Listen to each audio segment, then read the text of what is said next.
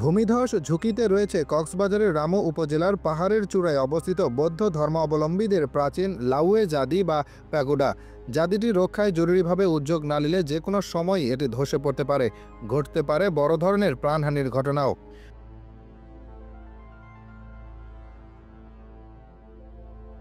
2012 ও 2013 সালে ভারী বর্ষণের সময় পাহাড় ধসের কারণে জাদির সীমানা প্রাচীর ধসে পড়ে, কিন্তু প্রায় 12 বছর পার হলেও প্রাচীন এই পুরাকীর্তিটি রক্ষায় কোনো ধরনের উদ্যোগ নেওয়া হয়নি।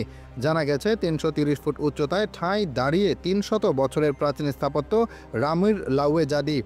প্রাচীনকাল থেকে বুদ্ধ ধর্মের অনুসারীরা বিশেষ করে এই প্যাগোডায় প্রার্থনা পূজা অর্চনা করে আসলেও 1950 সালের পর এটি পড়ে আছে অযত্ন অবহেলায়।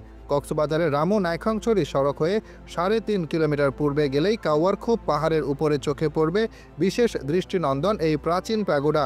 ইতিহাস থেকে জানা গেছে আরাকানের প্রধান সেনাপতি লাউমুরং এর নামে নামকরণ হয় লাউয়েপাড়া নামে গ্রাম। আর ধারণা করা হচ্ছে আনুমানিক 1795 খ্রিস্টাব্দে সেনাপতি লাউ মরং বৌদ্ধ ধর্মাবলম্বীদের জন্য বিশেষ এই জাদি বা প্যাগোডাটি নির্মাণ করেন। বিভিন্ন সময় ভূমিধসের কারণে জাদির সীমানা প্রাচীরের অধিকাংশ অংশ ভেঙে গেছে। বর্তমানে এই প্রাচীন স্থাপনাটি পড়ে আছে অযত্নে অবহেলায়। স্থানীয়রা সংস্কার ও প্রত্নতাত্ত্বিক নিদর্শন হিসেবে সংরক্ষণের দাবি জানান। দীর্ঘ বর্ষণের ফলে এখানে বন্যার ফলে আমাদের প্রাকৃতিক দুর্যোগ দেখা দিয়েছে। প্রাকৃতিক দুর্যোগ দেখা দেওয়ার কারণে আমাদের যে লাউয়ে জাদি আছে এই জাদির চতুর্পাশ ভূমিধসের কারণে এখানে ভেঙে পড়ছে। এখন প্রায় জাদির কাছাকাছি ছুঁই অবস্থা, হয়তো যে কোনো সময় এই জাদি ভেঙে পড়তে পারে যদি আরও বেশি প্রবল বর্ষণ শুরু হয়। তো এই অবস্থায় যদি আমরা সরকারের দৃষ্টি আকর্ষণ করব, মাননীয় সরকার প্রধান, মাননীয় উপদেষ্টা মহোদয় এবং সংস্কৃতি মন্ত্রণালয় যারা এইগুলোর রক্ষণাবেক্ষণের দায়িত্বে আছেন, আমরা তাদের কাছে বিনীত আহ্বান জানাবো আমাদের এই বৌদ্ধিক স্থাপনা রক্ষার জন্য।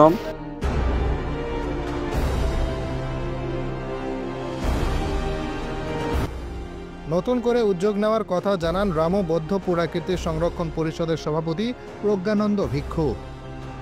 এই জাতিটা তো প্রথম কথা হলো অনেক প্রাচীন একটি জাতি এবং আমাদের রামুর ঐতিহ্যের একটি অংশ।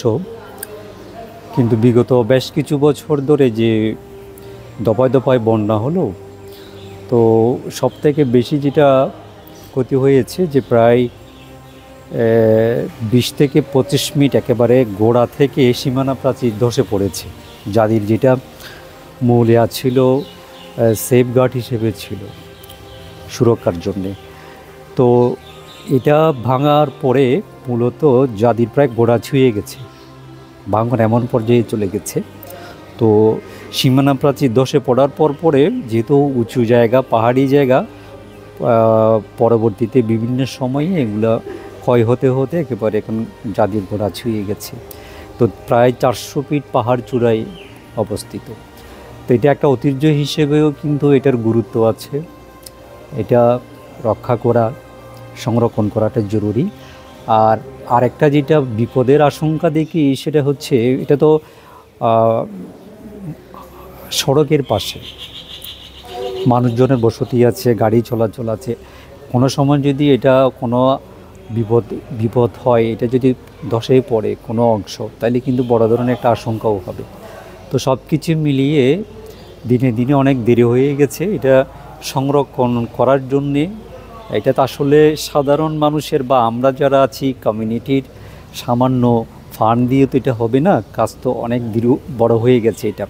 তো এটা সরকারিভাবে স্থানীয় প্রশাসনের মাধ্যমে এগিয়ে আসতে হবে।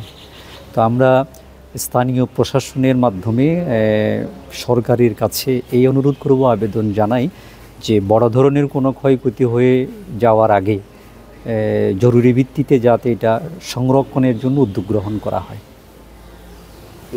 উপজেলা মোহাম্মদ রাশেদুল ইসলাম জানান, একটি জায়গা এবং বিভিন্ন সময়ে যারা স্থানীয় এবং পর্যটক সবাই ওই জায়গাটাতে যায়, আমরা চেষ্টা করছি ওই জায়গাটাতে বিলীন হওয়া রোধ করার জন্য। আমাদের জায়গা থেকে সর্বোচ্চ চেষ্টা আছে, আমরা খুব দ্রুতই ওখানে একটা প্রকল্পনের ব্যবস্থা করব এবং সেটাকে সংরক্ষণ করার ব্যবস্থা।